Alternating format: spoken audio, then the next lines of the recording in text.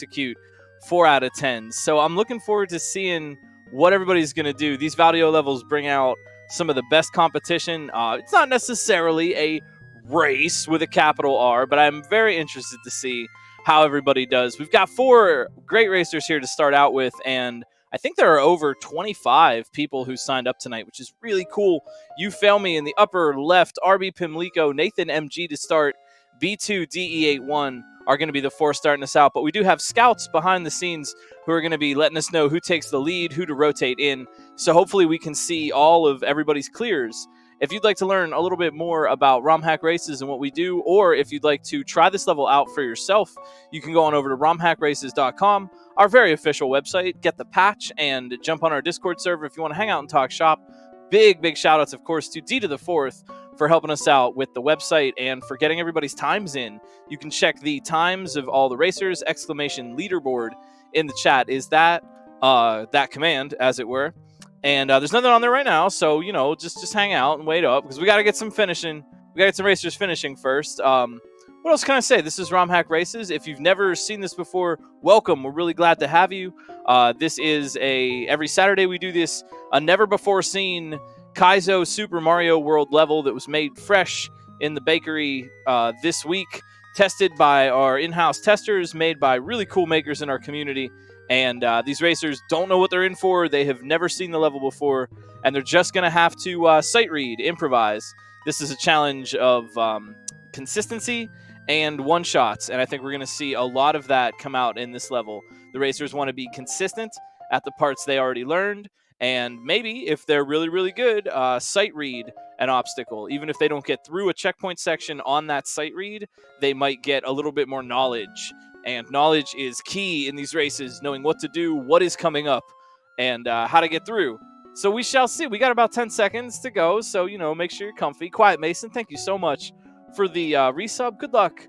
Spam some emotes in chat. We got brand new Romhack Race emotes that combo well with the emotes of your favorite racers. And let's get ready to go. This is going to be a good one.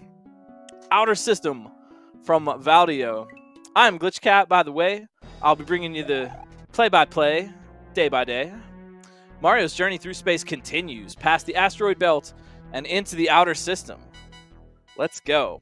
So as we know, I feel like I don't really need to repeat myself too much. Valdio, a legendary maker, has produced some of the most popular ROM hacks you've ever seen, and we got a brand new one here for you today. 5. Oh, all right. Starting out in room 5. That looks like a countdown to me. Beats 2, DE81, already on a read. And oh boy, so remember, stuff here is a little bit trickier to figure out than it is long.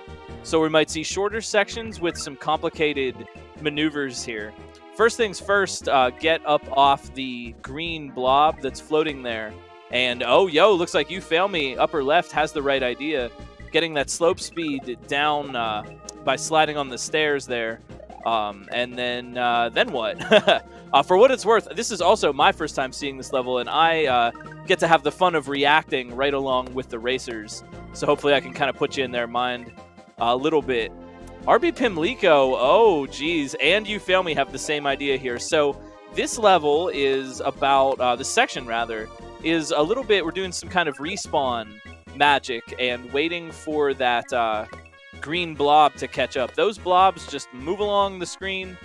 They kind of go in like a little sine wave up and down pattern. And watch for You Fail Me in the upper right. They kind of get what's going on here. Look out, yo! RB Pimlico definitely gets what's going on here. They are moving on. All right, room number 2, marked with a little 6. Nice job. First one that we've seen on the checkpoint. But the goal here in this first room, like I'm trying to say, ride the green blob, and then at the very end, move back to the left, and that respawns that rock and allows the players to go through. Actually, the green blob is a vanilla asset, but not the one that RB Pimlico is dealing with here. Second section for RB Pimlico. Oh, I love this. Oh, they're planets. We're going through the outer solar system, and they're planets with the little other little planets that rotate around. So yeah, these are ball and chains. They rotate around at a consistent cycle, and you can spin jump off of them. Sometimes when it comes to custom sprites and things, you have to figure out what they are based on their behavior. And that's why a really good knowledge of the vanilla game and how sprites move and behave is really helpful for Kaizo, because it might let you identify something just a little bit quicker. So RB Pimlico trying to figure out these cycles here. I like that everybody is not to wish ill on the racers here, but I like that everybody's kind of having a time on this first section. It's a good challenge. We need a challenger though. Second section. Looks like You Fail Me getting pretty close there. I wonder if wonder what folks are thinking. They might be wondering about that green shell and what its purpose is, but it looks like that shell exists. Yeah, it is killing the Rex that is there. Yo, look out though. RB Pimlico on a read right now. That quick run through the first checkpoint section has really helped them out, because it's given them a lot of time unopposed on this next room. Remember, knowledge, super key for these races. Just knowing what you're going to have to do. Look out though. Louis Doucet. We got a challenge now. Louis Doucet, lower left corner of the screen, second section as well. And it looks like, yeah, Louis is gunning for this small Mario only door. You Fail Me seems to have the right idea for the first section, respawning that rock at the end. This is Lair 2 moving up and down here. So you want to be a little bit more careful because for some strange reason you fall more quickly off of Lair 2. And it's easy to slip off. Louis, look out. Louis Doucet moving on. Now taking the lead from RB Pimlico, getting out of that second room a little bit faster. And we've got it's like an upward rising water level. Very cool. I love these little fast upward swims. I think they're so fun. Yo, not to be in the back too long. RB Pimlico making it there as well. Walking Eye, lower right-hand corner, moving on to the second section. I like this first room. It's kind of tricky. You know, last time we did have the Valdio level race, I was saying that I thought it would be really interesting to see what a slightly tougher Valdio level would look like, and I think we're seeing that here. This is very neat. RB Pimlico, ooh, almost getting to the top of the water, trying to get that lead back. Proto Pizza on the second section. Still anybody's race right now, but someone's going to need to move pretty quickly to challenge RB or Louis right now. Look at these moves. Man, oh man. So RB Pimlico making it to the top of that tower, but the brown blocks there were solid, but Louis Doucet just a little bit faster. One obstacle to go, though. They get it. All right. Oh, geez. Louis Doucet maintaining the lead. RB Pimlico not too far behind. Yeah, that one swim really affected the lineup here, and this is a chance for Louis to just start to blast right through these sections. Louis should be familiar with this kind of tech, surfing on the saws, and needing to preserve the mushroom. The presence of the turn blocks to break seems to indicate that. RB Pimlico, though, now they got to get out of here. Nicely done. RB, really quick. They had no hesitation on those grinders. And it is still RB Pimlico versus Louis Doucet right now. Walking Eye in the lower right. Proto Pizza, second section, doing well. Remember, we're only 6 minutes in. This is super fast right now. What's it going to be? Man, I don't know. RB Pimlico and Louis are like literally almost synced up completely right now. The one thing, though, is that Louis does have a little bit more knowledge. Louis actually did get to the end of that section, whereas RB Pimlico has enough information to make the right assumptions, but will they, right? And here goes Louis. Oh, with the ice physics and the slide, Louis Doucet. All right, now what? Uh-oh, yo! Oh, or what is this? Oh, my. Okay, this is neat. Louis Doucet appears to be fighting some sort of Reznor. Oh, fencing, hey. I remember that. Valdio made a level for the 2019 GDQ Romhack race where it was based on Olympic events, and fencing was the Reznor boss. Oh, that's lovely. Here on Pluto, journey through the outer system of planets. RB Pimlico. Oh, geez, they had a chance to save that right at the door, and they just barely didn't pull it off. I know they saw the potential. This boss is going to give, looks like it's giving Louis a little bit of trouble. This is a tough boss. Wow, let's go. I like to see this kind of Valdio level design with the gloves off a little bit. RB Pimlico now twice denied at that door. So this is, oh, geez, there it is. Wow. Very well done. Really, really demonstrating a lot of skill. Louis Doucet, well played. Well played. Under 8 minutes, too. What a gamer. Good job. GG, Louis Doucet. Oops, all. Louis Doucet first place. RB Pimlico, though, not far behind. Definitely know what they need to do here. Sub 8. Really, really great level. Again, big shout outs. Valdio on Twitch and their games on SMW Central. You can go and check out Quickie World and everything. I like Gloves Off Valdio. It is pretty nice. Pretty nice. Here goes RB Pimlico in the door. A solid. Looking for a solid second place here. I bet we could get a sub 10. I'm guessing RB Pimlico for the sub 10 right now. We got Proto Pizza and Walking Eye working on the second section, trying to get in that door at the end. These first couple of sections are tricky, man. I am impressed by that. I think that's really, really cool. You Fail Me coming in the lower left. Water section. And thank you all for stopping by tonight. I feel rude. I didn't even ask. How are you? How's your evening? Walking Eye feeling pretty good getting into that water section. You Fail Me pretty good feeling pretty good getting out of the water section. We could have a challenger here for second place. If RB Pimlico get a move on. This is a tricky Reznor here. There are a lot of different elements. The Layer 2 water that comes up periodically, and then the disco that moves up. So the ceiling and the floor are moving up kind of with each other. And when it moves down, the water moves down. And when it moves up, the disco is on the floor. So having to balance surfing on the disco or maybe being in the water, perhaps landing on the platforms. There's a lot of different options that the players have to fight.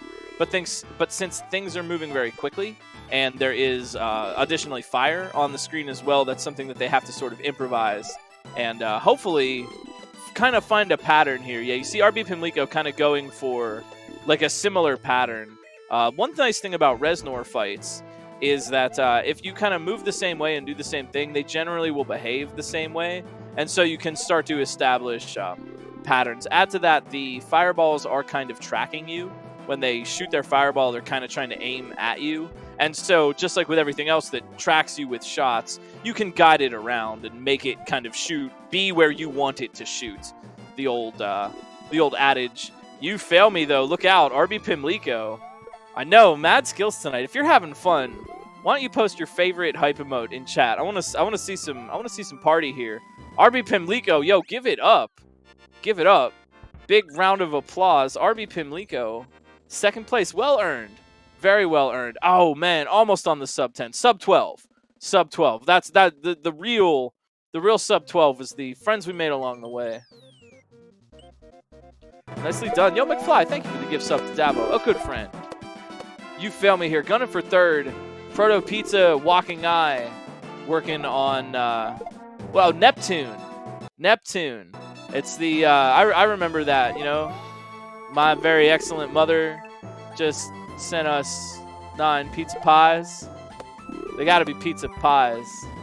9 pizzas. But pizza pies is just classier. I don't know. No one calls it a pizza pie anymore. You fail me. Getting out of here. Third place. Nicely done. Good podium. Good podium. The whole sub 12 podium. I like it. I like it. Now, I said, we are, Romhack races. We're here to cheer for everybody. And if you're sitting here thinking, oh, everybody else is still playing, they're slow. 12 minutes have elapsed. This is really quality gameplay here. It is literally anybody's race. And honestly, I kind of like to see the fast racers always, they go fast. We get some good clears pretty quick. But I kind of like to see what the, 3rd to 10th place racers tend to do, because they really tend to bunch up and you get a lot of good battles going on. Like, we've got everybody right here on the same section. And I really, really like to see just what makes the day for someone. What's it going to be? Consistency versus one-shots, which tends to be tends to be the way of it. Yo, nice. See, this is what I'm talking about. Walking Eye and Proto Pizza literally on the same attempt, getting into the same door, and there's Muzzle right behind. See this? See, this is a tight race. This is still a really tight race. There tend to be like kind of brackets that form. You know what I mean? You're kind of racing against people who are around you. Hey, yo, Steph, I'm glad you're having a nice time. Thanks for dropping by. We do these every Saturday. If you're new to the idea, this is a Romhack level Super Mario World Kaizo. No one's ever seen it, so the racers are sight reading and improvising their way through. There's a lot of cool techniques involved. I mean, it's like sight reading music, or maybe like rock climbing or something, where they give a route and then you don't know what the route is, but you have to kind of just make your way through. Thank you so much, McFly, for the gift sub. Yo, we really appreciate that. All your gift subs and bits go right back into the Romhack Races community. We just commissioned some new emotes. Feel free to use those in chat or combo them with your favorite racers emotes, and can get some hype and know that you're helping out the Romhack Races community as a whole. And of course, Da Vinci's Fancy Yellow Mustard. My friends, when you're journeying from the inner solar system to the outer solar system, there's only one thing you need to bring. It's not a towel. It's a jar of Da Vinci's Fancy Yellow Mustard. Sought the universe over for its cosmically yellow taste and flavor. Da Vinci's Fancy Yellow Mustard will make you the king of Mars.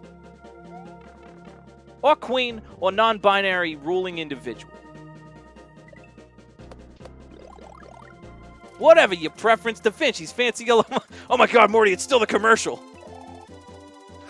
We got Proto Pizza, we got B2DE81, Muzzle, Walking Eye, hanging out here on the second to last section, Pluto. Whether or not it's a planet, I like it.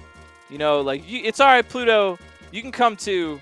I always thought Pluto was cool. This level actually got me thinking. There was a book that my dad would always read me as a kid. We were a bedtime stories family that was all about the Voyager craft that went out of the solar system. It's like my favorite book growing up, man. It was just literally like, these are pictures that the Voyager spacecraft took. Look at how cool Neptune looks. And me as a kid, I'm just like, yes, I love this. I think, let me just say, I don't know about you. Tell me what your favorite is. My favorite planet, far and away, Neptune.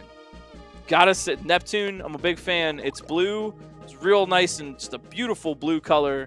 God of the Sea, very cool. Yeah, Earth is all right. I like Earth. It's got its ups and downs. Earth is nice. Earth is good. It's where we live.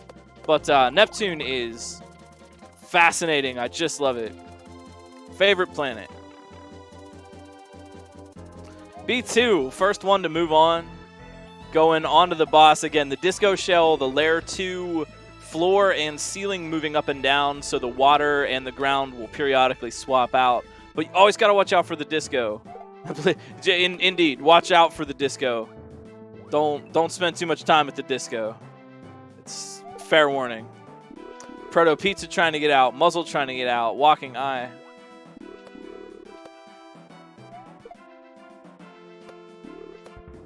Looking for a 4th place right now. Oh, yo, fast fight. Fast fight. B2, that was good. And B2, you notice, had the presence of mind to jump on the Reznor platform at the end and stand there because they were concerned they would die because the ground was going to turn back into munchers. That was good presence of mind. Good looking out. Muzzle moving on to the fight now. We got Walking Eye Proto Pizza still working on it. If you have any questions or anything, or I didn't explain something about the level or SMW tech or whatever, please feel free to ask. We are here to answer questions. Nathan MG working on the boss. Muzzle working on the boss. This might be one of my favorite Valdio levels I have ever seen. If you are liking this level design right now and you think you could, you think you might want to give this a try, you're getting excited about Super Mario Kaizo, check it out on SMW Central. Quickie World 1, Quickie World 2, Quickie World with a Vengeance, and the 2 other Romhack Race levels Valdio has made. Dram's Moving Castle on romhackraces.com, and I think there's the Inner System, the other, like the connecting level to this level. First we did the Inner Solar System, we're doing the Outer Solar System tonight, but if you're looking for high-class, high-quality Kaizo that is just super fun, as fresh as the day it was made, Quickie World series cannot be beat. You know who else can't be beat? Nathan. Nicely done. Yo, that was very fast. Nathan MG out of there. Look at all these great sub-20s. Look at this great raid from you, Fail Me, Muzzle, and all the low end hanging out fighting the boss too. This is great, dude. This is great. I'm going to give at least every sub-20 20,000 cool points. It's a new year. We're giving them away. We're giving away the cool points. They're not going to go up or down in value. They're just going to stay exactly where they are. Cool. 1 cool point equals 1 cool. Everybody with the sub 20 getting at least 20,000. They're just made up, but they are very desirable. Look out, yo, Walking Eye, the player with the radical controller, moving on to the boss. Everybody on screen right now. Gen Maru, Muzzle, Walking Eye, all the low end. I want to shout these racers out, say their names as much as possible, because you should definitely go and follow them if you're looking for some more Kaizo on Twitch, some more friends to check out. These racers are great. Many of them are quality. I mean, they're all streaming, but some of them are like actually like they stream, fairly regularly, part-time, full-time. Go and check the racers out. There are so many people playing Kaizo now. And, Dr. No, too, had a really interesting thread on SMW Central about the number of hacks that got made in 2021. There are some really cool facts there. I was actually hoping maybe somebody could share that in the chat so we could mention some of those cool facts that Doc dug up. All the low end, yo, let's go. Yeah, the fast strat, just going for it. That is a really valid approach for a Reznor or a cycle-based boss or something. Because, I will say one thing that makes the fast strat like that really valuable is you're almost guaranteed to have it go the same way every time, right? Because you're moving quickly and trying to capitalize on every available position. Nice job, Muzzle. Because you're going so quickly, generally the Reznors will shoot at the same time. The shots will be in the same position. Trying to go for first cycles is a smart play. Gen Maru, check this out. If you want to see this first cycle strat here, Gen Maru in the upper right, trying to knock out as many Reznors as possible right at the beginning.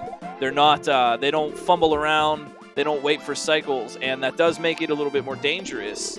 But look at the fact that, one, they're getting out of here way quicker. They are done. Oh! Almost done. The post-goal death. You hate to see it.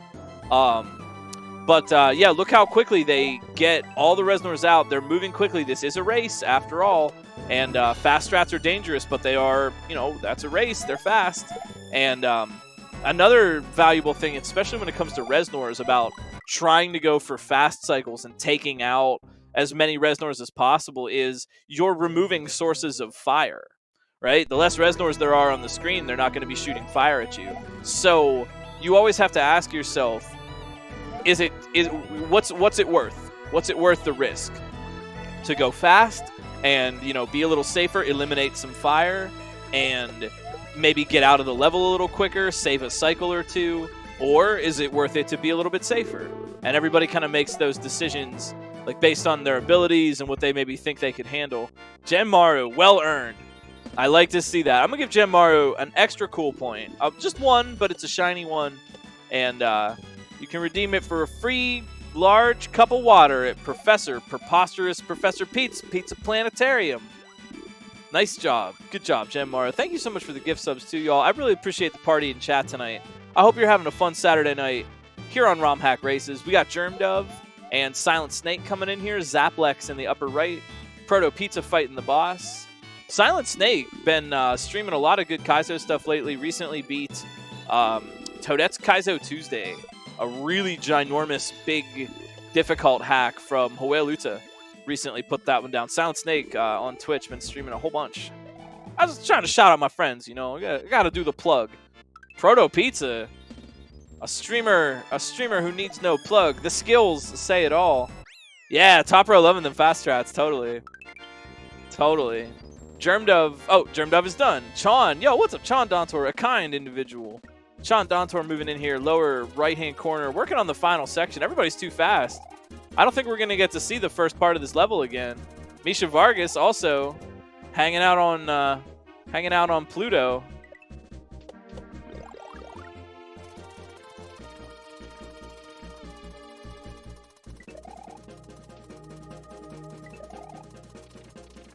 I still think Neptune's the coolest planet. I'm not gonna change my mind on that one. Maybe it's a maybe a hot take, but Neptune real cool, real super cool.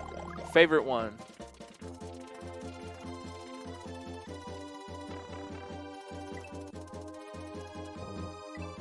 Although I am very fascinated by the lakes of like liquid methane that exist on reportedly exist on Titan. That might be really interesting. Imagine if there's like whole like space whales that live under there, you know, trapped in the ice. Alien space whales. Wouldn't that be cool? The truth is out there, Scully. Yo, Sean, rather than out there getting in there on that door. Yo, nicely done. Sean, a solid player, practicing every day. Thanks for the raid, Proto Pizza. Saturn is also very cool. You know, I've always wanted to live not on like a Saturn, but to live on one of the moons of Saturn. That would be so cool. Imagine if, like, I've seen photos. They actually have like mock-up photos that, like, if the moon were Saturn, like, imagine at all times of day you look up in the sky and like 3/4 of the sky is just freaking Saturn, right? Because it's so big. Like, you'd get used to that after a while, just in the same way that we're used to the fact that the sky is blue. You know, it like wouldn't be so remarkable. But I always like to see like the moon in the day or whatever, and I just think it'd be so neat to hang out on even Earth's moon and just look at like the planet out there. But to live on like a gas giant planet with moon planet with rings would be freaking neat, man. Sean moving on to the boss. Misha, Zaplex, Silent Snake fighting Pluto. Proto Pizza, thank you for the raid. Great job. Great job. Yo, yeah, you can play the solar system hack from Valdio and then Moon from Kerr for the full. And then when you're done with that, you could play Fly Me to the Stars.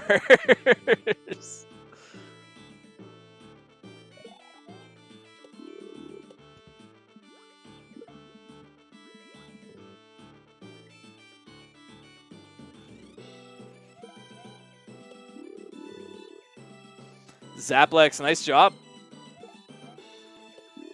Boss fights for Chon and Zaplex right now.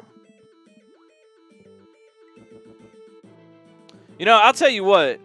Fly Me to the Stars is how I learned half of the Cape Tech that I know. Just by busting my chops on that game over and over again. That's how the Yoshi, I think it's level 4 in Fly Me to the Stars. That's how I learned Yoshi Flight. It took like 7 hours. But that's how I did it. I had never done Yoshi Flight before, and I learned it to beat that level. I remember that couple of days. Man. I made a level in Breakfast Kaizo 2 called Fly Me to the Scars, which is a cape level that ends with Yoshi Flight. Misha Vargas, let's go. No scar damage here. Misha Vargas. You know, for just a second, I thought this fight was going to be disco floor with water ceiling. But Valdio actually was kind and made a platform type floor. Ooh, Silent Snake getting close to that door as well. I want to say, while we're all just hanging out, man, it is a freaking honor to do this for everybody every week and to see the hype in chat and the racers having fun. This is one of my favorite things that I do in my week, and I really just speak for myself and for everybody at Romhack Races. We really, really, really appreciate just all the fun and growth and, you know, just everybody coming by, hanging out week after week. Excellent makers like Valdio, excellent testers. We got the best testers in the business. And I really, really appreciate that. I hope you all are having a really comfy Saturday. Thanks for making our show a fun part of your Saturday night. And thanks for making Da Vinci's Fancy Yellow Mustard a fun part of your breakfast. All right. All right, I'm done. They only pay me to do one.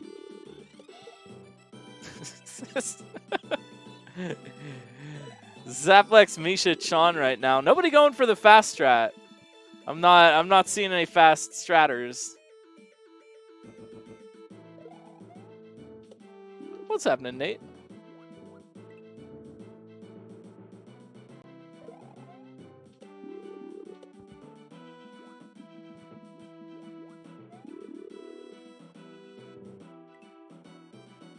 Silent Snake. Oh, Oh, they didn't get the jumps. They didn't get the slides, so they tried it the tough way.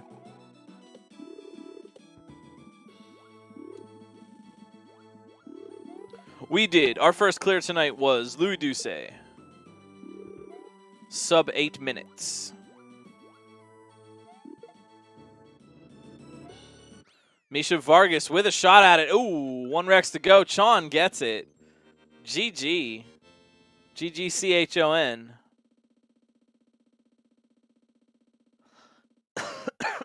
Excuse me. Wouldn't it be cool if they discovered another planet in the solar system and then we had to make another level?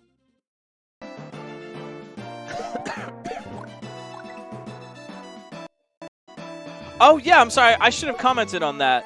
You know what? I even saw that and I thought, like, oh, that's an interesting strat, but I didn't say that out loud. Yeah, killing the disco shell. That's an interesting idea. Even if you're small Mario, you can spin jump on a disco shell and just kill it. So just removing it at the beginning at the cost of some time and some safety, not a bad idea. Yo, we got Code Phoenix, lower right-hand corner, working on that section that everyone's working on. Pluto, yeah, Pluto. Might not be a planet, is the section in this level. You know, and it's just like, I can't get mad at Pluto for not being a planet. Like, I'm not a planet. Oh, Zaplex had it right at they were anticipating landing on that disco shell at the very end. And when a Rex is defeated, all the other sprites on screen just disappear, which would include that disco. Sean, thank you for the raid.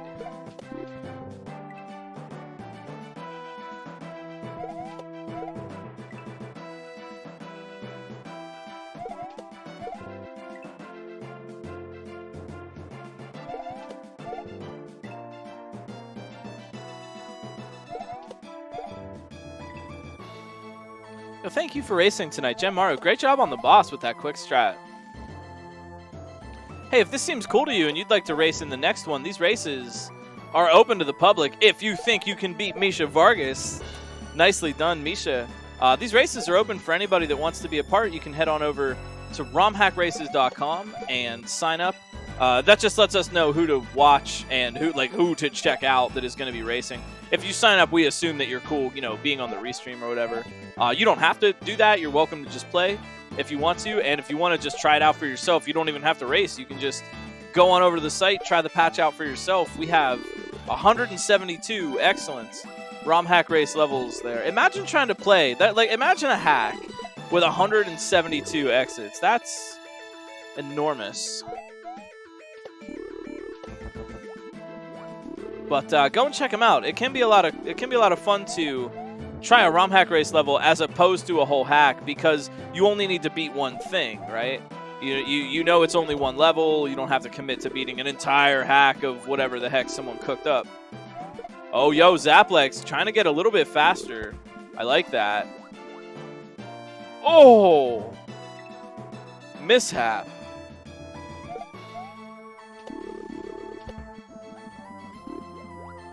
Yo, GG, Misha. Thanks for racing with us.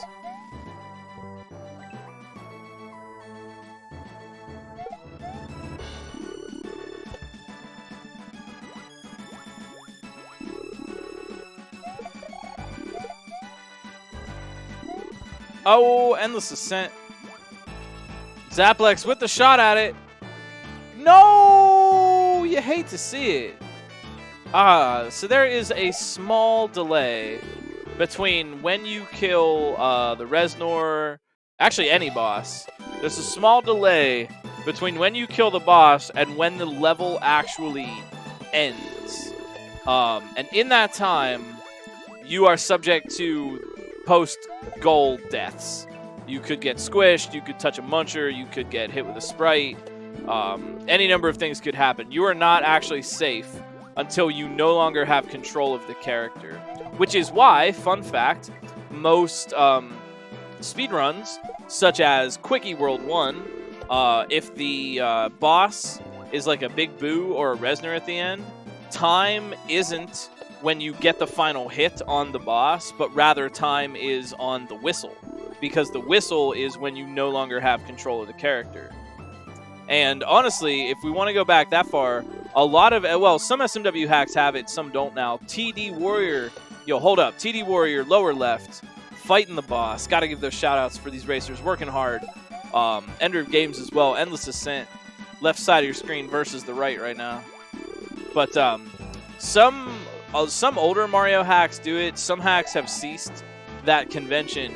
But hacks like Quickie World and older SMW hacks, Mario World in particular, the vanilla game, speedruns start at, I think, negative 290, 2.9 seconds.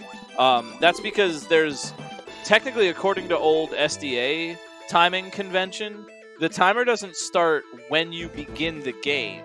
The timer starts on the first frame you assume control of the character, which in Mario World's case is at the cutscene. When it says Welcome to Dinosaur Land and you get to do that little cutscene at the start, that's the first moment you have control of the character. So technically, there's a 2.9 second delay between when you actually select the game and when you select the character. And that's also why, I guess I don't know about any hacks that would have, like, time is on the final hit of the boss, but most of them, like Quickie World, have time is on the whistle. And there it is for Zaplex, getting that whistle and losing control of the character, which is the official time stop point from an old school standpoint. I know the lore. I know the lore, man. I've been around. I know the lore of video game rules and regulations. I wrote the book on video game. I helped to write the rules on video game lore and regulations. I got tricks banned from Super Mario World High Score. But you know, the real tricks, the friends we made along the way, Silent Snake and TD Warrior working hard on this boss, Ender of Games, Endless Ascent, working hard in the mines of Pluto. Oh, Ender, that was it. That last slide in there is really tricky. They have to get the winged platform to align in such a way that Mario won't be too high or too low and just able to slide right off into the little one tile. However, if they were brave, and I've seen some folks try for it, I haven't seen anybody get it yet, but they could actually just do a jump, crouch, and land in that one tile, but that is much more difficult. Code Phoenix on the boss now. Yo, three-way fight. Silent Snake, TD Warrior versus Code Phoenix versus the world. Well, it's not the world, it's the solar system. You get it. You know, actually, this was not an accurate representation of the solar system because there was no giant tortoise upon which the planet Earth is sitting. Someone should make a parody hack of this and make it be on a giant Koopa. The world sits on the back of a giant Koopa. You could do something with that. That's pretty funny. Like Turtle Zone in Mario Land 2. Come on.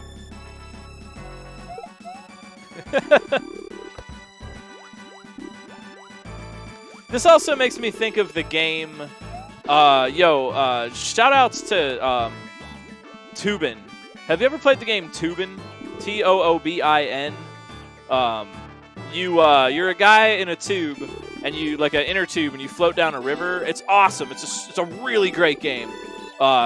Two guesses as to who has the world record on the NES version, but it makes me think of Toobin because you go on the moon and you go down the canals of Mars, and you like just start tubing all over the solar system. So fencing, yeah, Chon. Valdio made the level for the SGDQ 2019 race, and all the sections were themed after Olympic events in the final level, and fencing was the boss. So it's a callback to that. Dang, really? You know, Valdio has been a part of Kaizo history at GDQ more than one time. You know, on the couch for Quickie World. We raced Quickie World with Dram right next to us, and Valdio also made the boss for the 2019 race, which some have called peak GDQ, and I'm not going to argue. But I'm sweating a little bit now for that title because GDQ starts tomorrow. Tomorrow, the 9th, kicking off Awesome Games Done Quick 2021 with a victory from Silent Snake 20, longtime racer, first-time finisher. Actually, no, not first-time finisher. Long-time racer, long-time finisher, Silent Snake.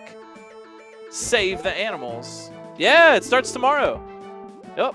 Yeah, it starts tomorrow. It's going to be a good time. I don't know what time it starts tomorrow, but it's going to be a good one. Oh, Ender of Games, so close. They need the mushroom there at the end to be able to smash through that. And we do get Casio. We get a Casio run at this GDQ, so good luck on that. That's a doozy of a run of a speed. Doozy of a speed of a run, so yeah, best of luck. And oh, do we get a Sonic hack? Heck yeah. Heck yeah. Hey, all right, yo, Endless Ascent, let's go. Getting in the door, moving on to the boss. Shoutouts to Kill the Resnors.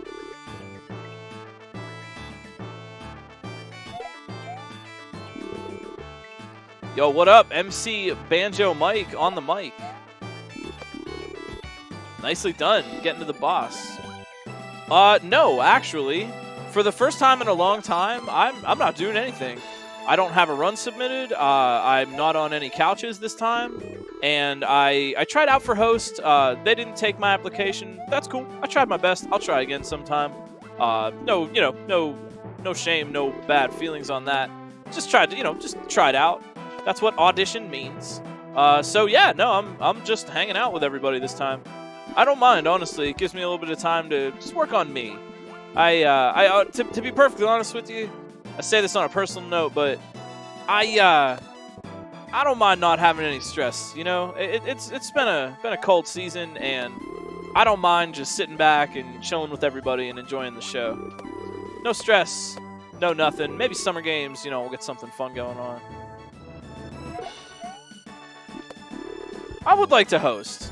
I would like to, but I tried my best. I put out my audition. I think I did okay. If you don't get in, it's not because you are bad, right? They have, they're making decisions, and they just physically can't take everyone, so it's all right. We got a run from Skybills coming up, our good friend. She will be hosting as well as running Yu-Gi-Oh! One of the Yu-Gi-Oh! Card video games. I'm not sure which one, but she'll be doing that. I'm trying to think what else is coming up. What else do we like? We got Donkey Kong Country, DKC2 race with Void and others, but I'm rooting for Void, of course. That's going to be a lot of fun. There's some hot new tech. If you haven't seen the DKC2 route for a while, or you haven't watched folks prepare for it, there's some hot new tech in that route. And I'm going to be excited to see if they can pull off some of the new clips they were working on.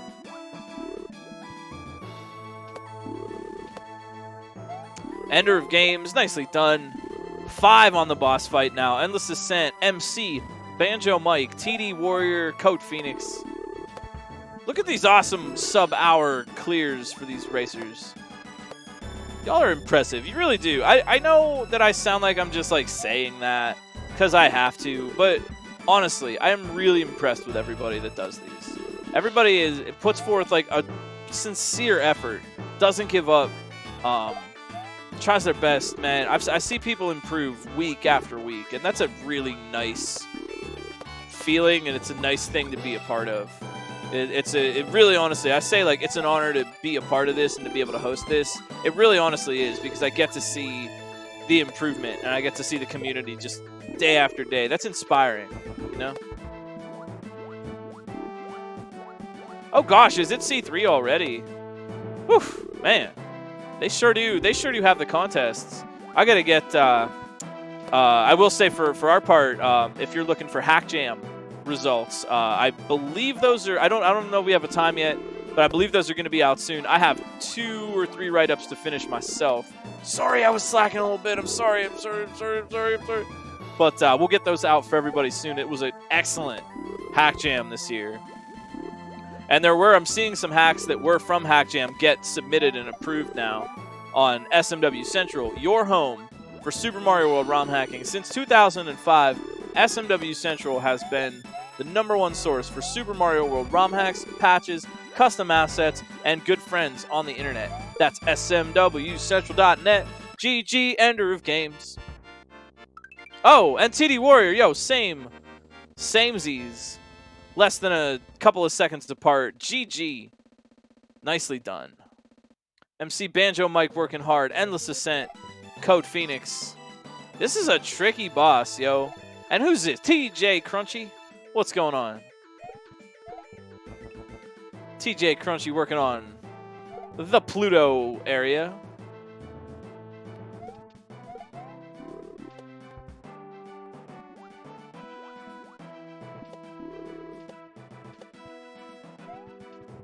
Yo, Banjo Mike made it on the restream by getting the one-tile jump through the munchers into the door. Nice. Nice. I've seen one person has got that so far. I'll give MC Banjo Mike a whole party's worth of cool points, but he's got to fight for his right to party. I feel as an MC, he would appreciate that. They would appreciate that. How are you, chat? How's your night? How you feeling? Hope you're doing well, getting a chance to relax. Saturday night, as it were. Don't go to school, don't go to work, don't just randomly get up and start having responsibilities, okay? Please, I'm asking you. Take some time for you. Endless Ascent, GG. Big ascent.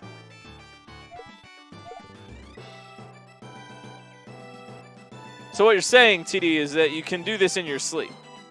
What you're saying is you can beat a Kaiser levels in your sleep. I see. I see. Literally about to go to work. No, stop. No. No, wait, don't. Come back. Hang out.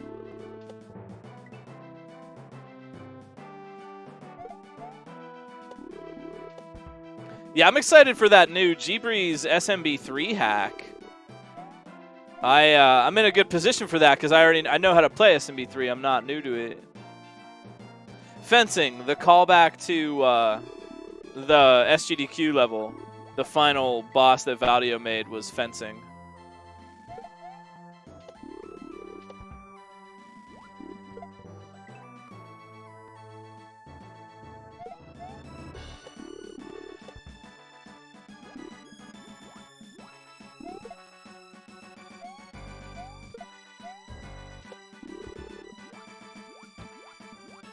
But yeah, lovely to see the creativity for C3 every year. That is really, you know it's gonna bring like awesome stuff, and people work really hard for that. It's a pleasure.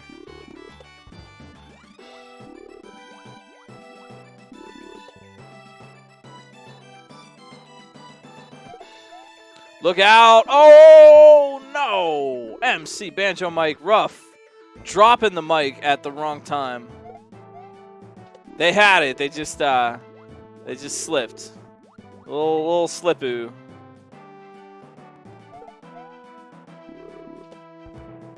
Ah, I'm watching MC here because I think they're gonna get it really soon. MC Banjo Mike in the upper right. Let's go. That sad crying ghost emote. What? Oh, it's Dram. Oh man. You know, I have actually gotten to see the man himself. Dram has recently been caught some Metroid Dread speedruns on stream from Dram. I was like, oh yeah.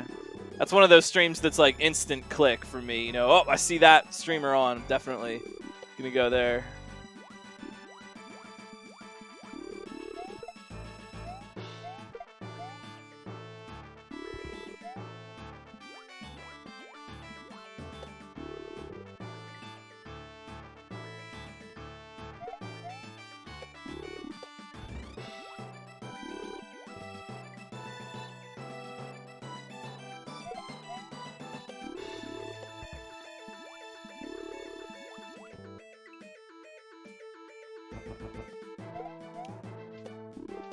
Yo, Fernap. Sorry, I didn't mention, didn't shout them out. Fernap coming in the upper left.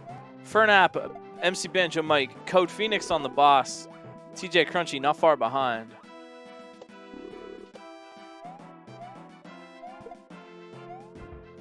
And this could be it. Oh, nicely done. Code Phoenix. Well played. They knew they were safe.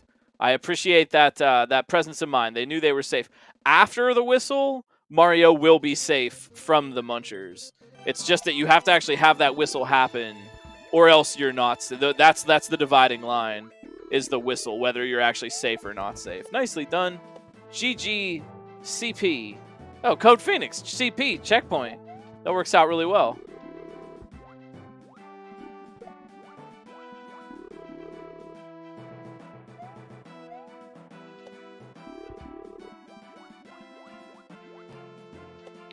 Bonus after the credits? No, I did not see this. CO Cadelic, yo, a good friend.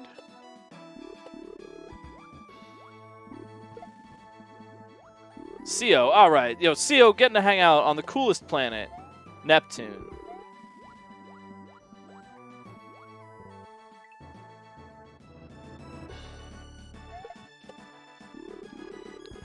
Yo, 9-planet speedruns. Yo, Code Phoenix, nicely done. Great job, Chi-Chi. Thanks for racing with us. You did very well. You're all doing well.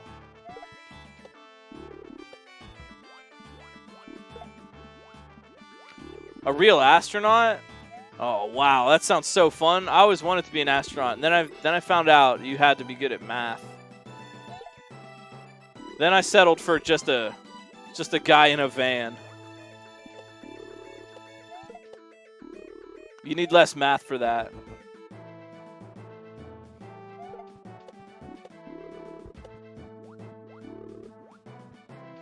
A regular knot.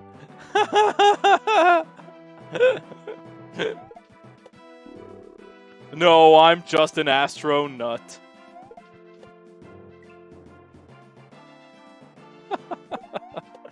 Oh, Phoenix, don't you even worry. You just focus on playing the game. We'll deal with our stuff.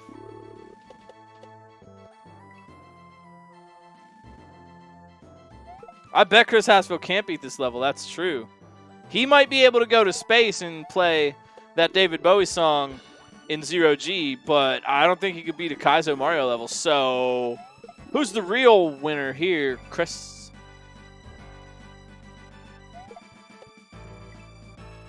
This also makes me think of a game for Atari called Space Shuttle. That's literally the name of the game, Space Shuttle, A Journey into Space.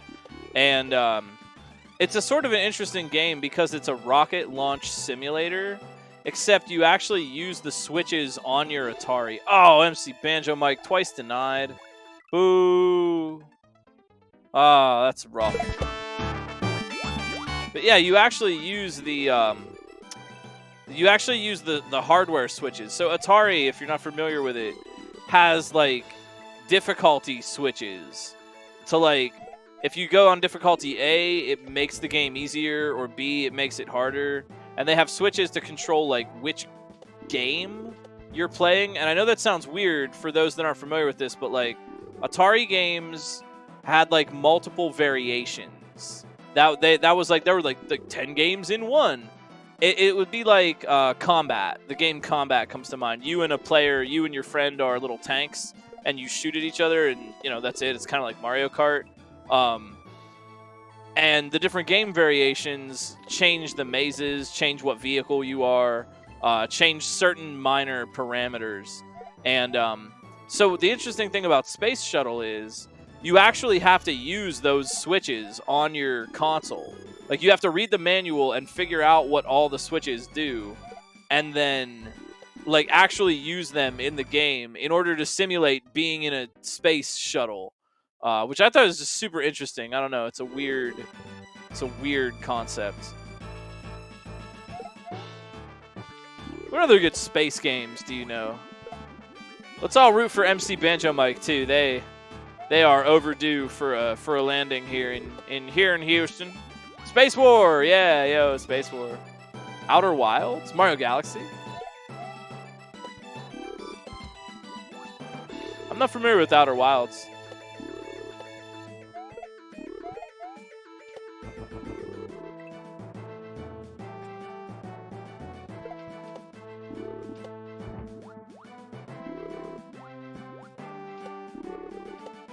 What era, what like console system is Outer Wilds?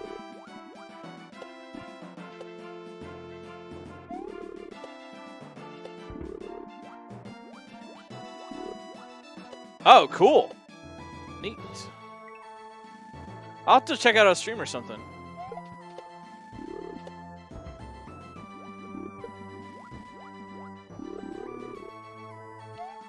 Save us, indie games. Yo, let's go, Fernap.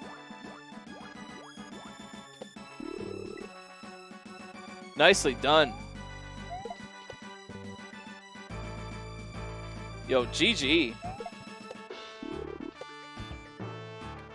Good job out of there to the moon. Fernap going to the moon. Yo, I like CO's strat. Yeah, I like CO's strat here. They buy themselves one more block of space-time by grabbing the P-switch and throwing it up and then having it come down and hit their feet. And it's a small amount of time, but it buys you about one block. TJ Crunchy, let's go. No more blocks needed. Out of there. Nicely done. GG. GGTJC. I love those fast strats on the Reznor. I think we haven't seen a lot of people go for the fast strats, but everyone that has been really successful with it. Oh, come on, this is it. MC Banjo Mike, let's go. Let's go. Good. Well played. They earned that. They earned that 10 minutes ago. Nicely done. MC Banjo Mike making their way out of here. Blue Ribbon High Life and Sony Slave join us. Left side of your screen. CO working on Neptune. Sony Slave on Neptune. Blue Ribbon High Life on the second room.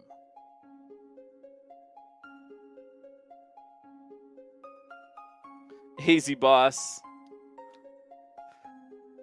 Those fast strats, man, I'm telling you. Sometimes it makes me think of something my old guitar teacher told me. Just play really fast. If you want to be fast, just have you just tried doing it like uncontrollably fast?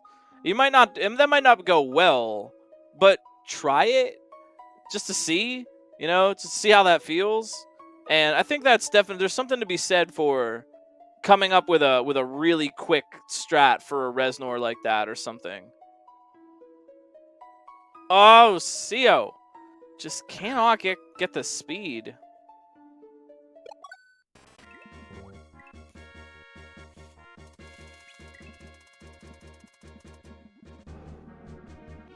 Final 3 already? Jeez. Sony Slave, CO Cadelic, and Blue Ribbon High Life. Blasting right past the final 4. Is a Yump possible underwater? Yeah. But it doesn't... But I can't think of a way to force you to do that.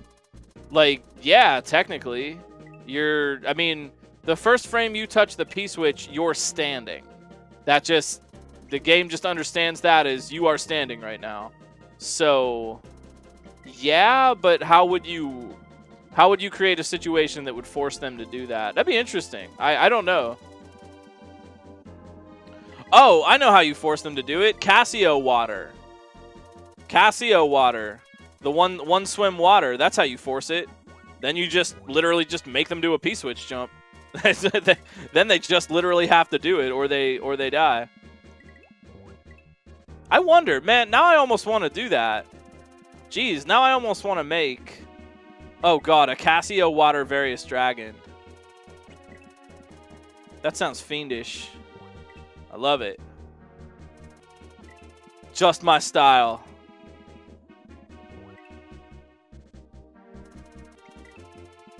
Yo, MC Banjo Mike, yo, good job.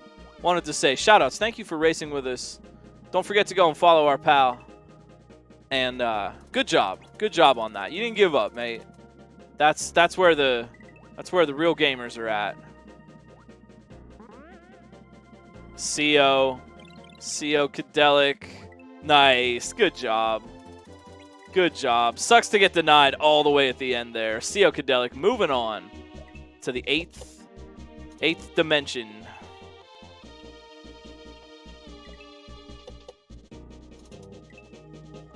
You know, the one thing that this might be missing is a collaborative effort with Kagem to port space trucking. Deep Purple, you know, come on. Let's go space trucking. Let's go space trucking.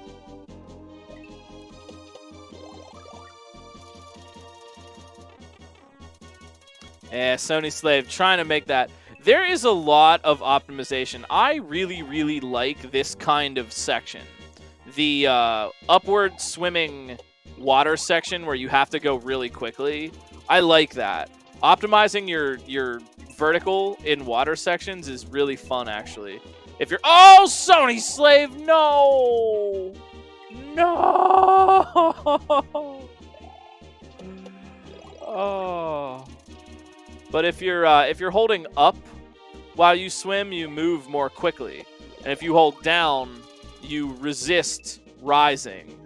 And you can do a lot of damage by comboing that together to get really optimal movement. I've always really enjoyed optimal swimming. I know that's like... I know what I'm saying here, but optimal vertical swimming is very fun to me.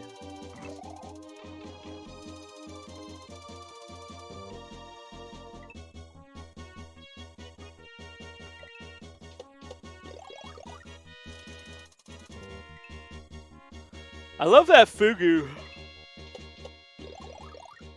Just hanging out.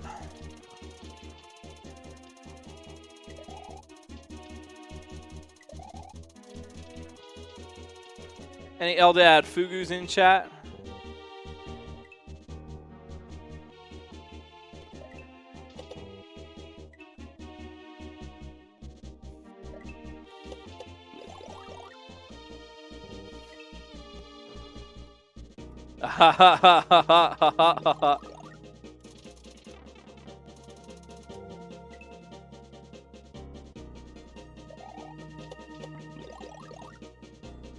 Another way you can go a little bit faster underwater, and this is actually a technique I picked up years ago.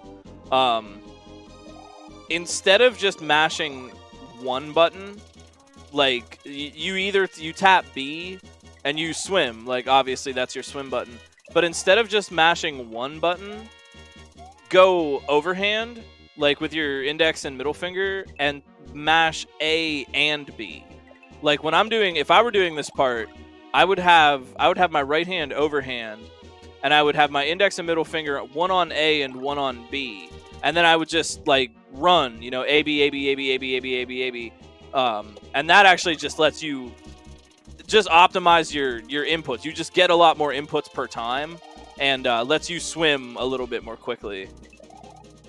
It's pretty easy too. Like you don't have to mash quickly, right? Just kind of put both your fingers there and just go da-da-da-da-da, like you're running. You know, like your little tech deck skateboarder. You're running along. It really is just that. You don't even really have to think about it as much as like mashing, as it is just like double tapping almost. Try that out next time you're swimming and see if it helps you go a little bit quicker.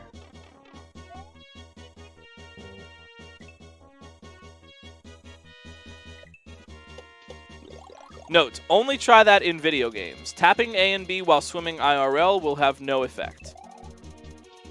Always consult a lifeguard before swimming IRL. If none lifeguard is to be found, then you're out of luck, pal.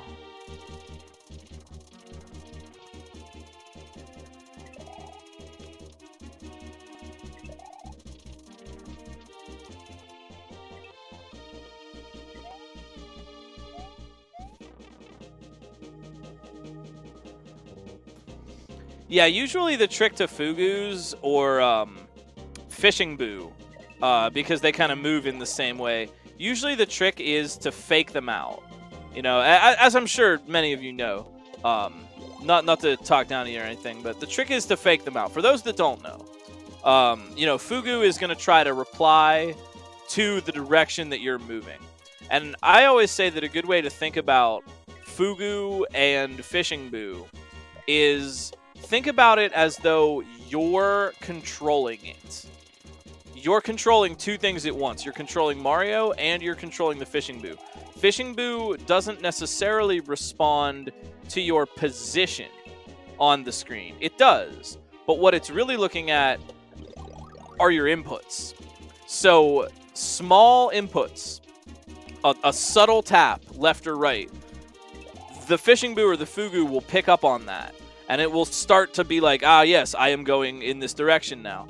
And with a quick left-right, you can usually fake it out. The idea is to just fake it in one direction and then know that it's about to move there and then just be ready to go the opposite direction. It's the old, it's like a basketball kind of fake out move where they have like the ball over in one hand and then they toss it between their legs and suddenly it's over there. Be a Harlem Globetrotter. Essentially is what I'm saying is like take a tip from the Harlem Globetrotters when it comes to Fishing Boo, Fugu, Disco Shell sometimes, and just get used to the idea that you need to anticipate the fact that they are going to chase you. Sometimes there's a little bit of a delay, right? Sometimes when you turn, Fishing Boo will not move immediately, but with enough practice, you can figure out, you can anticipate that, right? You know that little delay. So just fake out and then immediately go to the other side. That's, I don't know, maybe that sounds dumb or simple or whatever, but that is the trick, is just being really hyper aware of how your inputs are controlling it. And it's more about using your inputs to fake out the enemy and not Mario's position necessarily. Does that make sense? I think I'm making sense.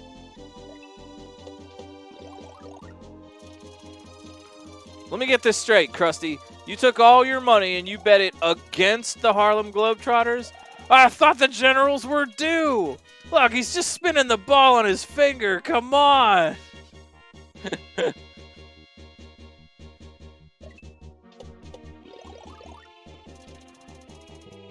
Just take it. Just take it. He's using a stepladder. Yo, let's go Sony Slave. Let's go. Moving on, Sony Slave versus Seokadelic here in the final room. Sliding on ice and making sure to keep that mushroom all the way to the end.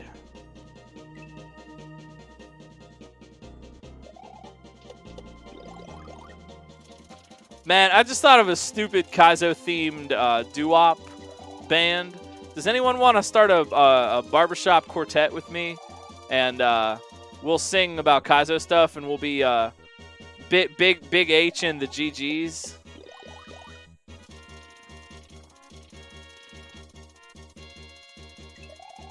I've always wanted to try being in a barbershop quartet. I just think it sounds cool. It's actually fairly challenging. It's like not easy to do. But I always thought it would be fun just to give it a shot. Need a bass? Yeah, I'm more of a mid-range, so yeah. We need that one guy that is in the back just going do do do do do do bo ba ba ba ba ba bo ba ba. I can't even get that low. Oh, you were in one? Oh, that's awesome. Well, you're hired. You got the experience. Sorry, but we can't pay you. But we can pay you in store credit. and I'll tweet it out for my 2,000 Instagram followers. Money? Oh, no. You musicians do it for passion. Why, you would keep on singing even if you didn't have a dime to your name, wouldn't you? You cute little artist, you. This is a joke. Pay artists. Pay them well. They have knowledge and experience to make the things you like. Commission your favorite artist today and get a real, tangible, actual product from them. And then you'll feel cool knowing that you helped out an artist. I'll pay you in claps. Sorry, best I can do is a couple of drink tokens at the bar. Seokadelic. No! Oh, with the... No, almost had the slide. Sony Slave going for it. Ah!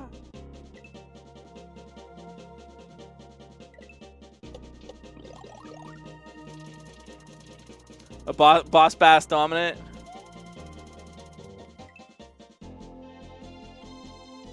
Well, my old man's a Kaizo player. What do you think about that?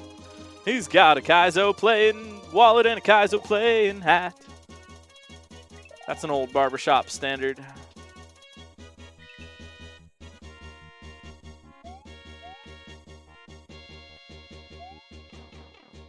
That's another thing. My wife, I'm just going off on tangents. I'm being silly. We still got a race. Sony Slave, CO, Blue Ribbon, working hard. But I was joking around with my wife the other night that someone should make a text-to-speech thing for Twitch or whatever that it sang it in like a medieval ballad. You ever? Because I was listening to some folk and Celtic ballads and stuff, and I just started to notice how those songs just really go on and on and on for like 20 verses, and it's like a story, and they're like telling you a story the whole time, but it just goes on and on for like 20 verses, and I'm like, this sounds exactly like text-to-speech. You know, they just sing it kind of like this, and then he jumped on the saw, and then he jumped on another saw and went into the door, and just like on and on and on like that. Yeah, I was thinking of like, well, Task Agent, when we get Task Agent on the line, and it like then you can make like big copy pastas, and it will like have a little lute in the back and like sing it like a medieval ballad. I don't know, man. I just thought that was funny. Yo, CO, yeah, working on that fast strat to get in the door. Sony Slave, not too far behind.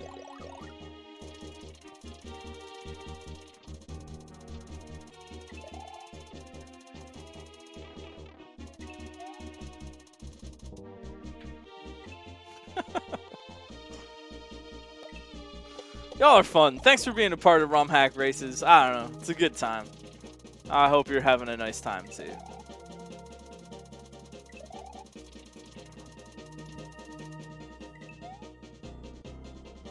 Oh, yeah. CO. With the knowledge.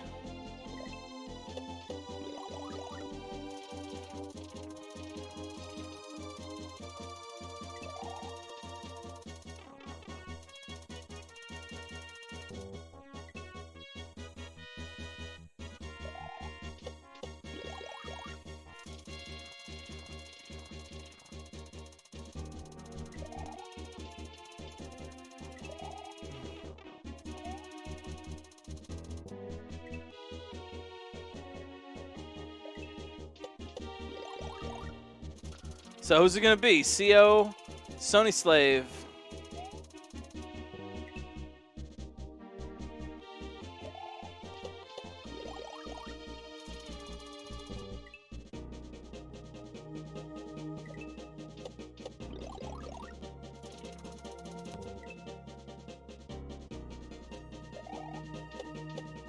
Oh, Blue Ribbon High Life trying so hard. They have been to that door a few times now. More than a few.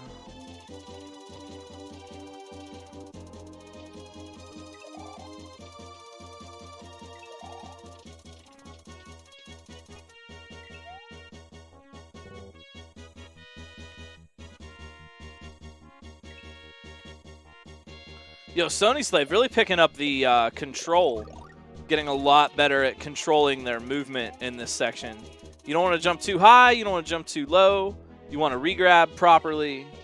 There's a lot of subtlety that goes into these obstacles where you kind of spin on the line of blocks and break them. There's a lot of position and jump control subtlety that goes into that. Here goes CO trying.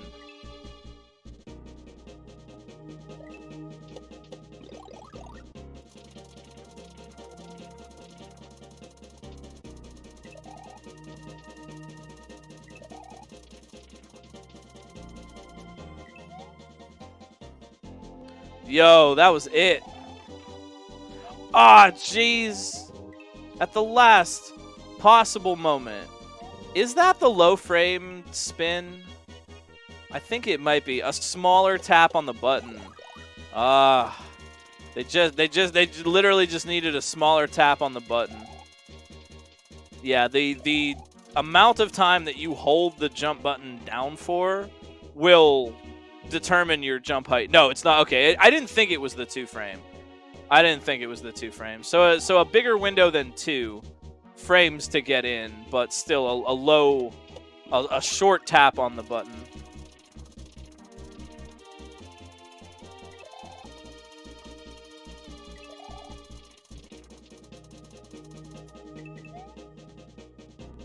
Yo, with that strat though, there it is. Second time's a charm. Cadelic in the door, greeted by a Reznor. Oh, yo, like that.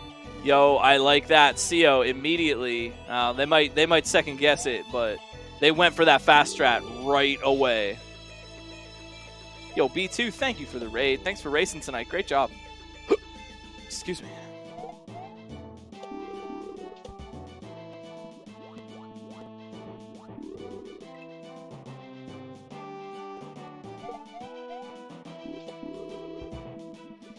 Now, CO is pretty good at disco and is no stranger to this lair too.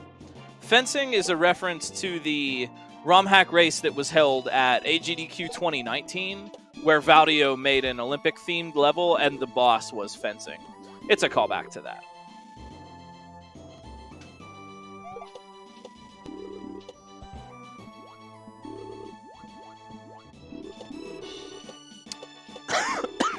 Excuse me.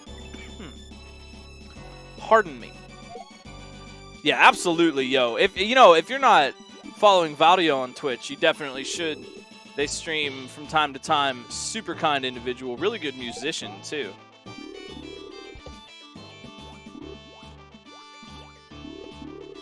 Yeah, I remember that relay race. I don't think my legs have ever recovered from swapping chairs that fast.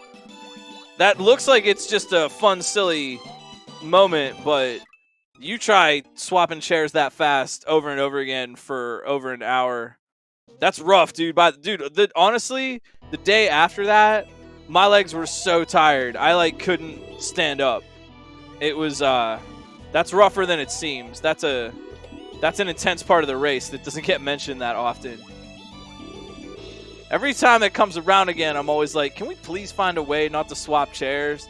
And everyone's like, oh, well, it's part of the fun. People like seeing it. Like, I hope you like seeing it, because I definitely skipped a couple of leg days, and I paid the price for that. I played with fire on that one.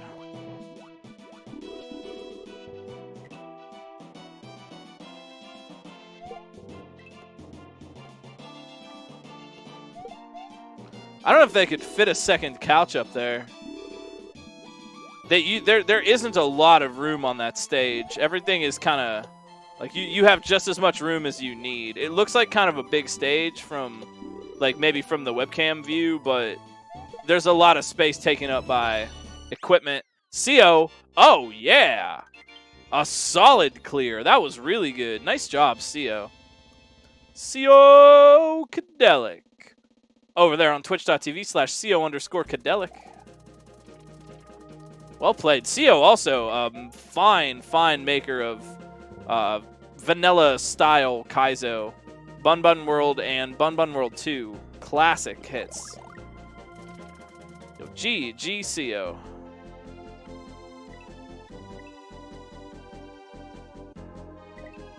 And then there were 2. Sony Slave and Blue Ribbon High Life.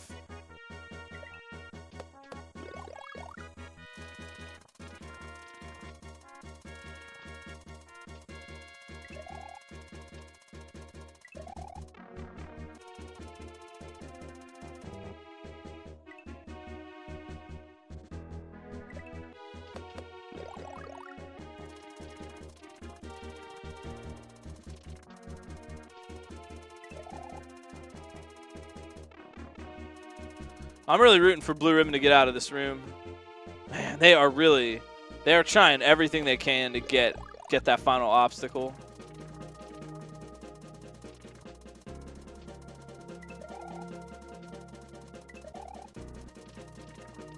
Sony Slave is really due now. Oh, they know what to do. They know what to do. They're just not quite getting it fast enough.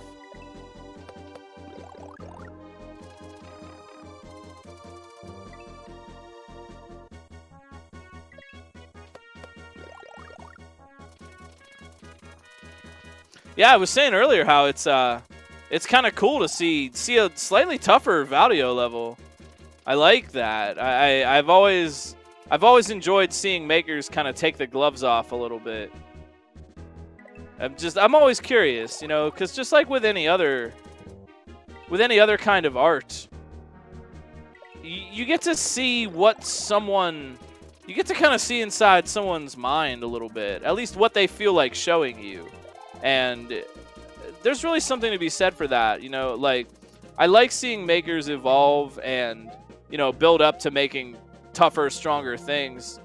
And I don't know, you get to see, I don't know, what do you consider challenging? What do you think is an interesting challenge to do? What looks cool to you? What feels fun to play? I'm interested in seeing, like, you know, just what someone would make. What do you put in there? I don't know, maybe that's silly, but I don't know.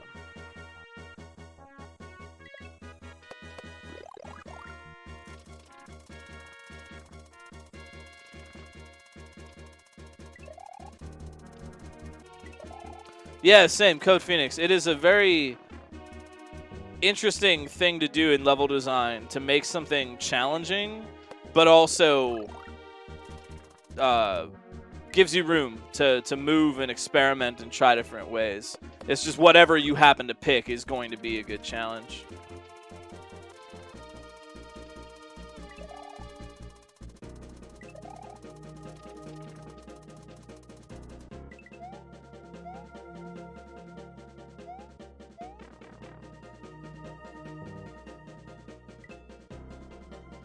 Yeah, I mean, Super Sabor World, I think, was ahead of its time. Super Sabor World had like really solid ideas that we didn't end up seeing in other hacks for a little while. It was a good one. It was a good one. I remember playing that back in the day. I think I played like the 1.0 version of that.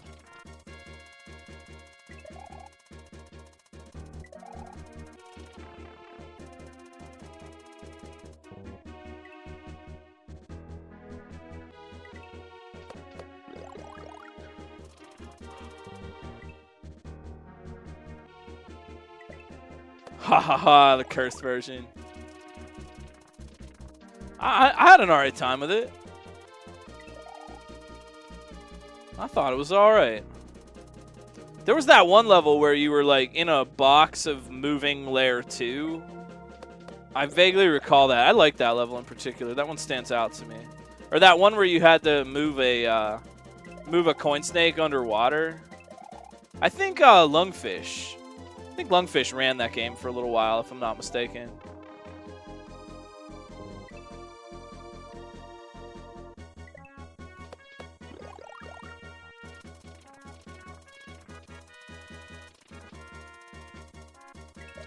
Yeah, I'm saying I will echo that.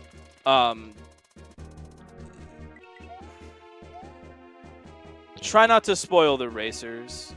You know, don't. We know we're all excited, but keep it here in Romhack Race chat, and don't go over and tell the racers things or whatever. The racers might not want to know that, and you know, let's all make sure that we all can have the kind of fun that we're looking for here.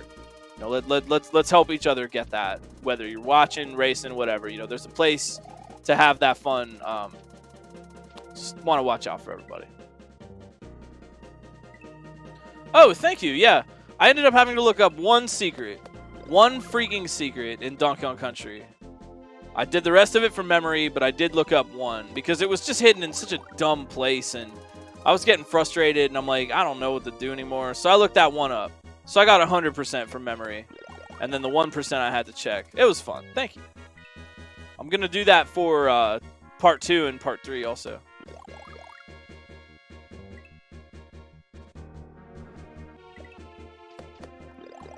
Almost from memory. That one freaking secret. It's honestly it's a bonus barrel in Tanked Up Trouble, and I'm never gonna forget it again in my whole life. It's a bonus barrel in Tanked Up Trouble that is just like hidden in such a silly place. You just literally fall into a pit somewhere. There's no indication. There's nothing. It's just in one place. So I threw myself into pits for like an hour, and then I was just like, no, I'm done. So I did what we would have done back in the 90s and looked it up.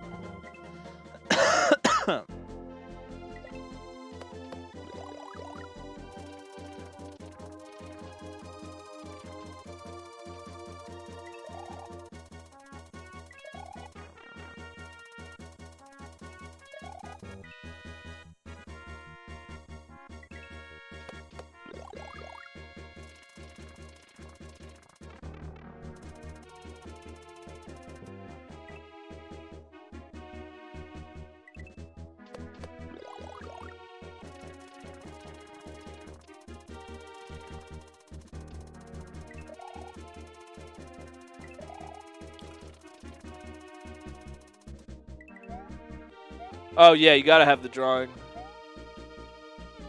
GameWinners.com.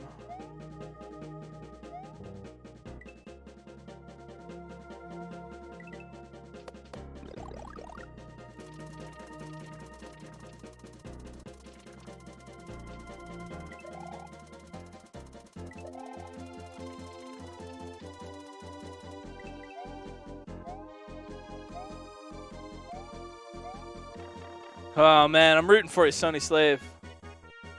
Yo, cheat code central. Oh, yeah.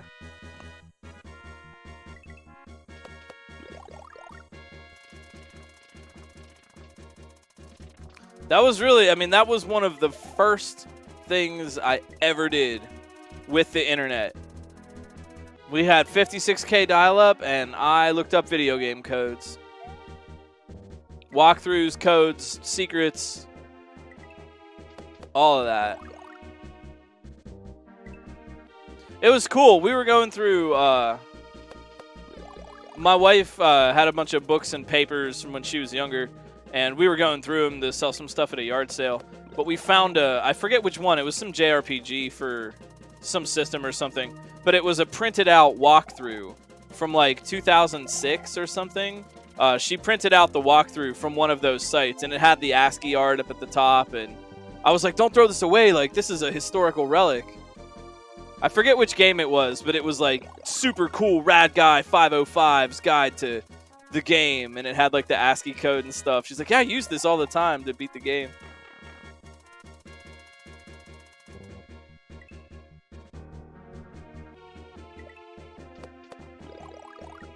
Yo, did Sony Slave recently beat Invictus by our pal Just Cook? That's a heck of an achievement.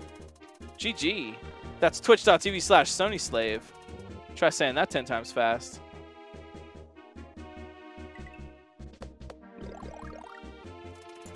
Sometimes if I could, I would actually write the codes in the notes pages in the manual. Remember when manuals used to have like a couple of blank pages in the back? Just for you to write things in and take notes?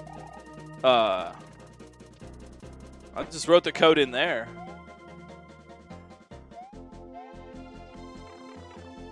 Oh, jeez.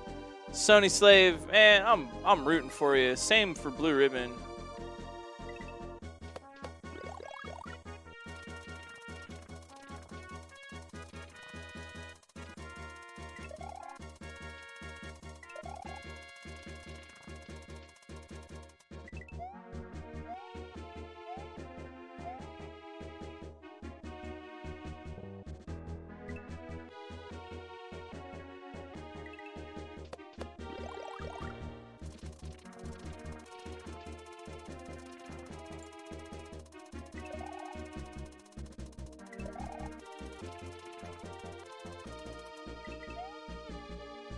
Yo, Blue Ribbon High Life, Blue Ribbon High Life. They did it. Nicely done. Well played. GG. Big H.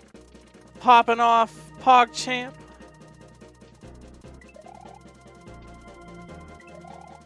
Well played. That's worth celebrating. They worked really hard for that. Sony Slave 2. Let's go. Let's go. I love it. Let's go. All right. Sony Slave moving on. After Invictus Kamek, this should be no big deal.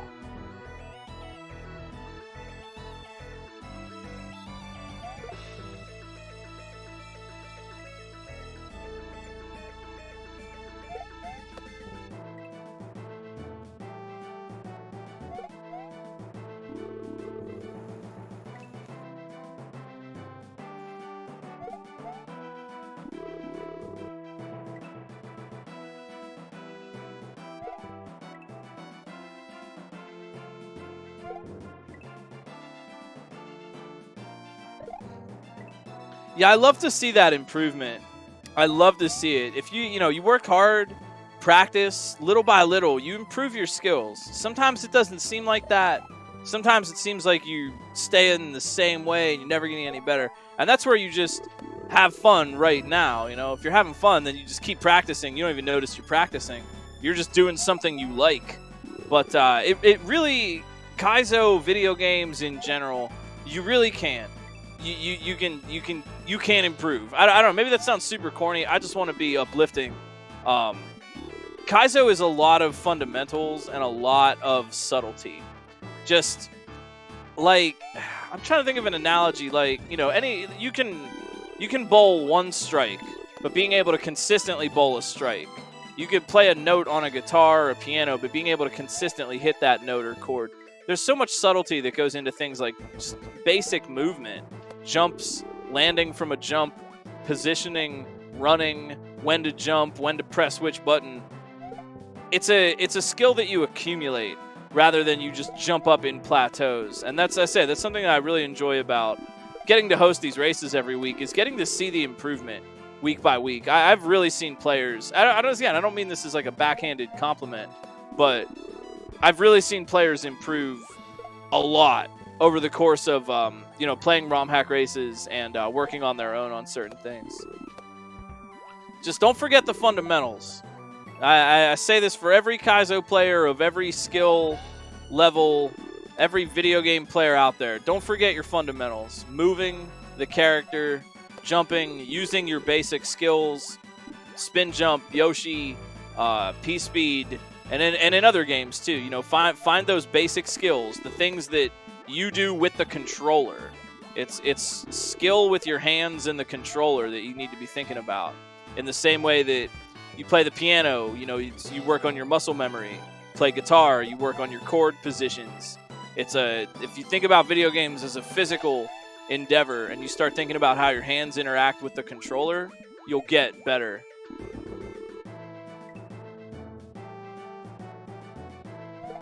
And stay tuned. And I don't mean to self-promote too much, but it's relevant to the topic at hand.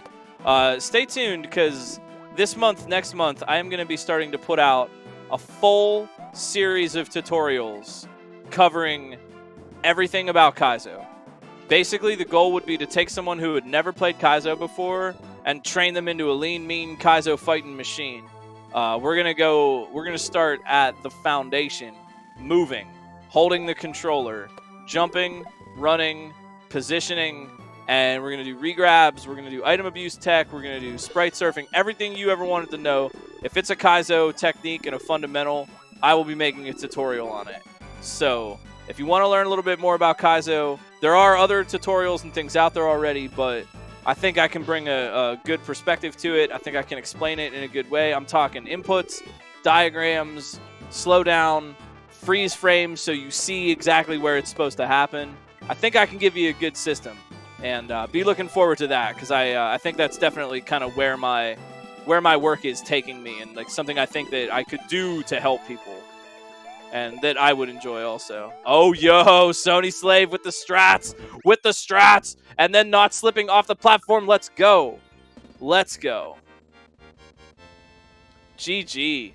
Sony Slave, good clear, fast clear. Hey, I've been handed a special bulletin from our pal Dr. No. Next week, obviously, we're going to do a Romhack race on Saturday, and you can be here just by showing up and smashing that follow button. Next week, though, a creator who is making their Romhack races debut. Never made a level before. You might know them from the hack Orcus. Jordan is the name of the maker. And Orcus is a really cool hack. If you haven't checked it out, it might have slipped under the radar a little bit. But check out Orcus if you're looking for something chill, kind of medium to play. Great hack. And they will be making a level for us next week. So come on back. If you get a chance to pry yourself away from AGDQ, which we're all excited about. There's a lot of cool stuff going on in the Kaizo and retro speedrun community all across Twitch. So make sure to follow some of the racers and go make some new friends on Twitch if you're looking for a little bit more Kaizo SMW action in your day-to-day life.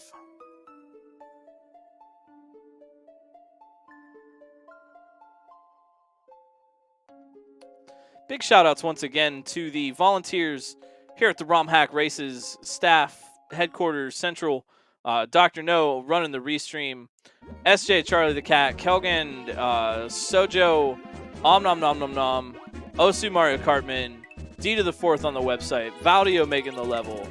Who did I forget? I'm sorry if I forgot someone. I want to try to shout everybody out. I'm just going to get a freaking list next time. There are a lot of great volunteers and kind people who help us out every week. We really appreciate that. And, yeah, we would not be able to do that without you.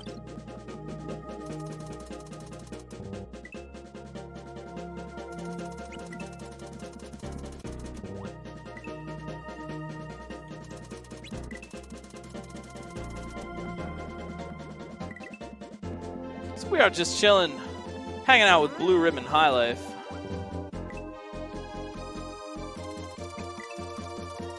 Yeah, big shout outs to the scouts, especially on a tough or a big night like tonight with a lot of different people racing. They were working overtime. We really appreciate it.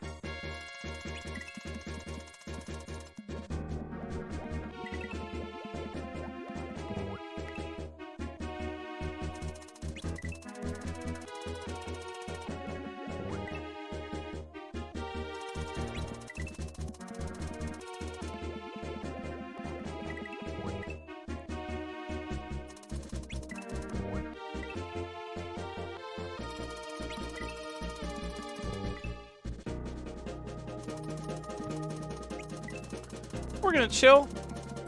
We're going to chill for 5 or so. If y'all want to just chat, ask any questions or anything, we're going to chill for 5, and then we are going to go over and raid our pal Blue Ribbon High Life to cheer them on for the successful completion of the level.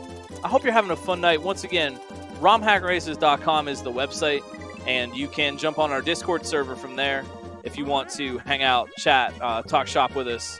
Also, don't forget, we just dropped the new Romhack Races base ROM. If you're just trying to make SMW hacks, check it out. There are a ton of resources. It makes the whole process really simple.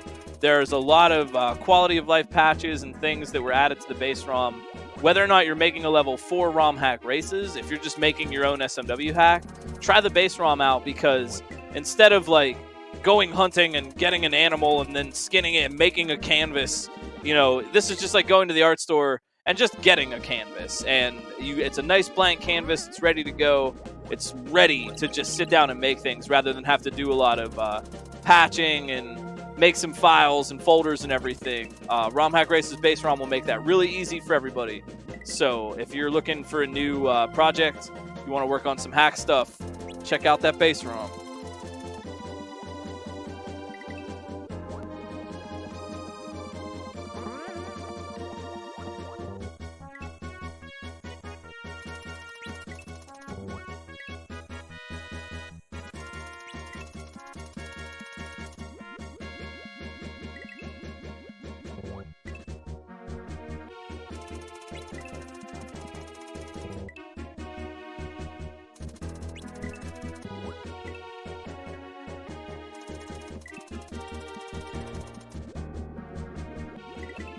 Yo, Blue Ribbon doing really well with this section already.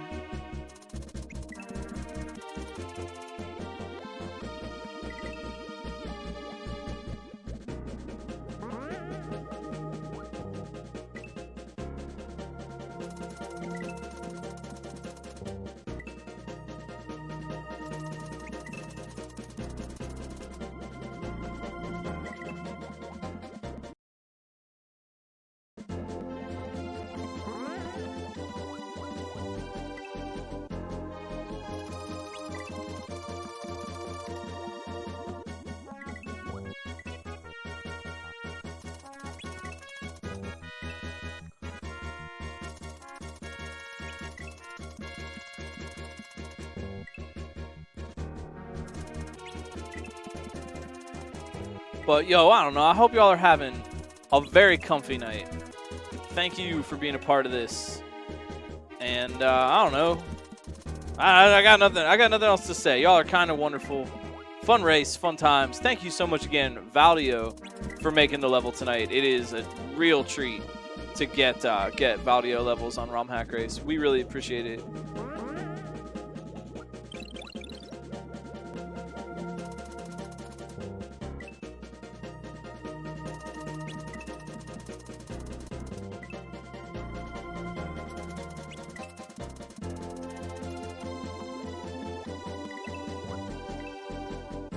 Yo, oh, thank you. That's kind. I appreciate that. I do enjoy doing these, doing the races every week. Fun to host. Fun to watch everybody try their best. I really do enjoy it. Long ago, I think I made the right choice when we first started Romhack Races. It was like, well, you know, I could race, I could do this or that. I'm like, you know what? I'll host because I think that's a good way I could use my skills for the community and something fun. Plus, I don't have to, there's no pressure. I don't have to do anything. I just hang out, talk about what I see.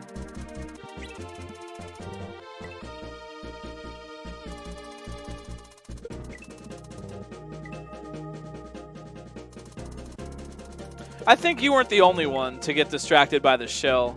That always can be a little tricky, yeah. You see an object like that, but you don't actually pick it up and bring it. Yeah, that can throw you for a loop for sure.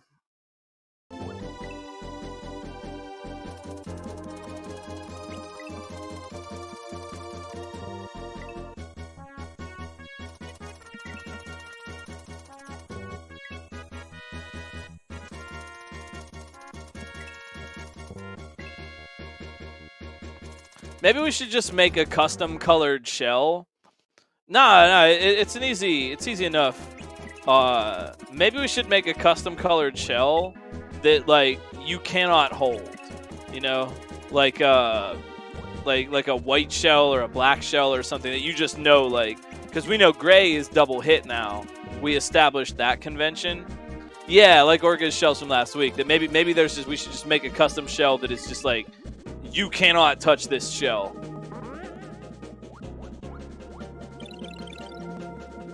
Yo, Blue Ribbon High Life.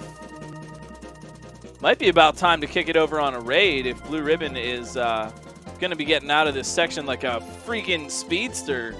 Nicely done, Blue Ribbon High Life for the very last section.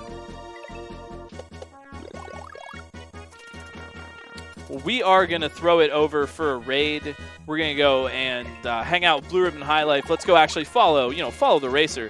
Hang out, give them some ups in their chat. Thank you all so much for being a part of this. This is so fun. Again, romhackraces.com, the website. Come back and see us again. We do these every Saturday night, 8 o'clock Eastern.